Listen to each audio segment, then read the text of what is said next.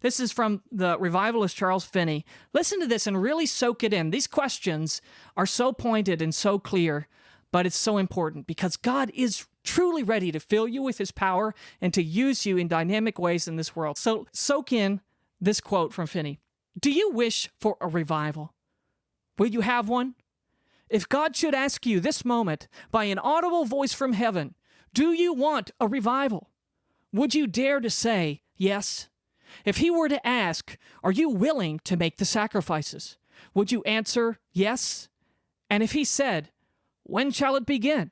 Would you answer, let it begin tonight. Let it begin here. Let it begin in my heart now. Would you dare to say so to God if you should hear his voice tonight?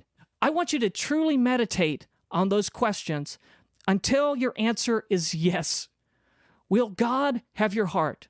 Will you have a revival? Will you let Jesus fill you with his power and use you to reach others for Christ? Please let us know you're watching, like our video, leave a comment, subscribe to our channel, and be sure to click the notifications bell. And that way you'll also help others to see our content. And don't forget to check out our website, ShareGodsHope.com, where you can learn all about our missions work worldwide. God bless you as you share God's hope.